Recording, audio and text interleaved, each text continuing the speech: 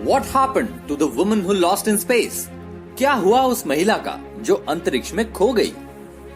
एक सदी के महान फिलोसोफर सोक्रेटिस ने कहा था कि इंसान जब तक पृथ्वी से ऊपर उठकर आसमान की तरफ नहीं बढ़ेगा, तब तक वो अपनी दुनिया को बेहतर तरीके से नहीं समझ पाएगा। उन्होंने ये तब कहा था जब इंसान आसमान में दिख रहे सूरज और तारों को घूरता रहता था और सोचता था कि धरती दुनिया का केंद्र बिंदु यानी कि सेंट्रल पॉइंट है। समय बदला और बदलते समय के साथ साथ हम इंसानों ने आसमान की ओर बढ़ने के सपनों को जन्म दिया और इन्हीं सपनों के दम पर इंसान ने आर्टिफिशियल सैटेलाइट्स के रूप में ऐसी मशीनें बनाई जिसने आसमान की तरफ छलांग लगाई। दोस्तों, आप तो जानते ही है कि अंतरिक्ष की कोई सीमा रेखा नहीं है। इस बात में कोई शक नहीं कि अंतरिक्ष में कूच करने से पहले बहुत से जानवर ऊपर भेजे गए। इसी फेरिस में पहली फीमेल डॉग लाइका हमारे अंतरिक्ष में गई। उसकी कहानी रुला देने वाली है। उसके बाद सबसे पहला बंदर जिसका नाम हैम था, उसे अंतरिक्ष में भेजा गया। उसकी कहानी भी उतनी ही आंखों में पानी ला देने वाली है। जानवरों के साथ एक्सपेरिमेंट्स के बाद इंसानों को भेजा गया। सभी ये मानते हैं कि यूरी गैगरिन इस दुनिया के पहले वो शख्स थे जिसे अंतरिक्ष में भेजा गया था, लेकिन पक्के तौर पर किसी को कुछ नहीं पता। सोवियत यूनियन के समय बहुत से नए नए और नौसिखिए लोगों को अंतरिक्ष में भेजा गया। आज हम आपको एक महिला की कहानी जो अंतरिक्ष में खो गई थी, उसके साथ क्या हुआ और साथ ही उस जानवर की भी कहानी बताएंगे जिसका जिक्र हमने शुरुआत में किया था। इस दुनिया में अंतरिक्ष पर राज करने के बहुत से स्कैंडल सामने आए, जैसे कि अमेरिका ने एक समय पर बहुत से नाजी लोगों को पकड़ा और उनसे कहा कि वो ऐसी तकनीक बनाएं जिससे अमेरिका पहले चांद तक जाए। क्या आप जानते हैं कि स्पेस रेस में कुछ एस्ट्रोनॉट्स ऐसे भी हैं जो इस अंतरिक्ष के अंधेरों में खोकर रह गए? जी हाँ, ये वो लोग हैं जिन्होंने आसमान की तरफ उड़ान तो भरी, लेकिन उन्हें फिर कभी इस धरती की जमीन देखना नसीब नहीं हुई।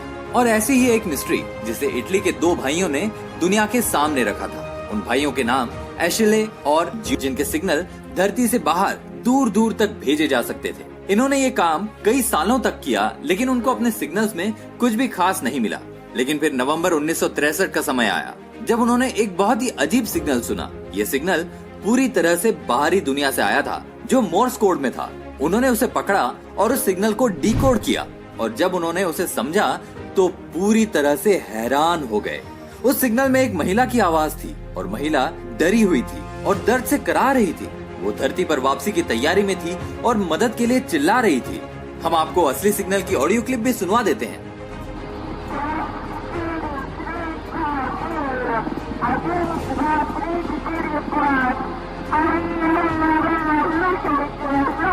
बहुत से लोगों ने ये माना कि ये महिला वो थी जिसे सबसे पहले अंतरिक्ष में भेजा गया था। साथ ही ये माना गया कि वो सफलतापूर्वक अंतरिक्ष में पहुंच तो गई थी, लेकिन वापस धरती पर आते समय उसके साथ दिक्कत होने लगी। असल में उसके कैप्सूल का कूलिंग सिस्टम खराब हो चुका था और बदकिस्मती से कैप्सूल के अंदर आग लग गई थी और वो महिला उसी में फंसकर मर गई। ऐसा ही कुछ एक और प्राणी के साथ हुआ था जिसके बारे में मैं आपको आगे वीडियो में बताने वाला हूँ। बहरहाल, इन दोनों भाइयों को उनके काम के लिए सम्मानित किया गया। उन्हें नासा बुलाया गया और यही नासा ने उनको सम्मानित किया। ये जो रिकॉर्डिंग्स उन भाइयों को मिली वो सोवियत के समय का खास और सीक्रेट मिशन था जिसका नाम वेस्टॉक प्रोग्राम था। इसे 1960 के दशक में भेजा गया था। ये प्रोग्राम ऊपर जाकर बुरी तरह से असफल रहा और जब सोवियत को अपने फेल होने का पता चला तो उन्होंने इसके सबूत धरती पर से पूरी तरह से मिटा दिए। इसका मतलब हमें कभी पता नहीं चल पाएगा कि वो महिला असल में कौन थी। इसके बाद ये माना गया कि जिस महिला की आवाज रिकॉर्डिंग्स में सुनाई दे रही है, ये अकेली अंतरिक्ष यात्री नहीं होगी। इसके साथ कम से कम 2 और अंतरिक्ष यात्री जरूर होंगे।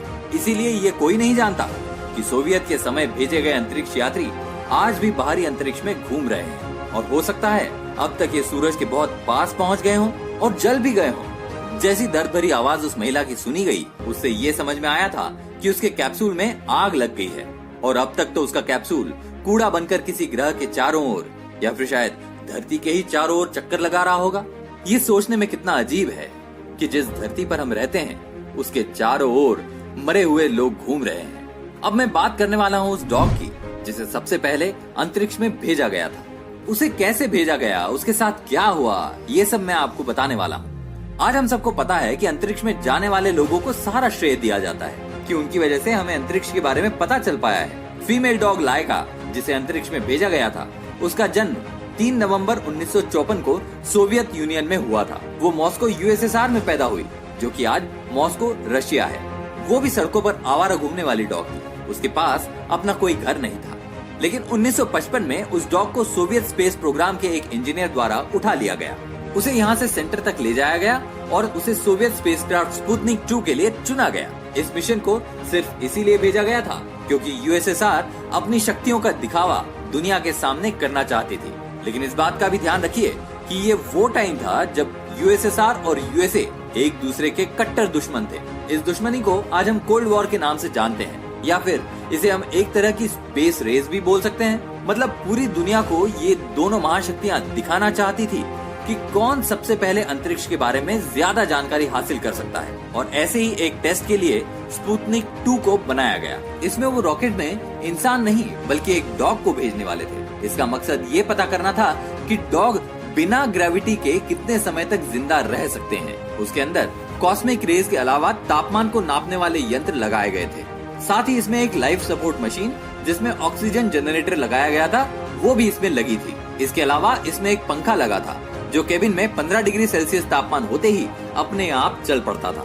इन सब का मतलब यही था कि भेजे जाने वाले डॉग को कुछ भी दिक्कत ना हो और वो ज्यादा से ज्यादा समय तक जिंदा रहे। ये कमाल का मिशन था क्योंकि पहली बार ऑर्बिट में किसी जिंदा प्राणी को भेजा जा रहा था। लेकिन इसके जो परिणाम आए उसके बारे में तो यूएसएसआर ने कभी सोचा भी नहीं होगा। मिशन के तुरंत बाद उन्होंने बोला कि लाइका डॉग अंतरिक्ष से जिंदा वापस नहीं आएगी। उनका इतना कहते ही पूरी दुनिया में खलबली मच गई क्योंकि वो किसी बेजुबान की जान बिना बात के ले रहे थे। लेकिन फिर भी ये मिशन आगे बढ़ा। धरती पर रहते हुए लाइका डॉग को अंतरिक्ष की ट्रेनिंग दी गई थी, जैसा कि आज भी एक एस्ट्रोनॉट को स्पेस में भेजे जाने से पहले दी जाती है। और बिल्कुल मिशन जैसा बनाने के लिए उसे धरती पर ही 20 दिनों तक एक छोटे से पिंजरे में रखा गया था। साथ ही उस पिंजरे में ग्रेविटी नहीं थी।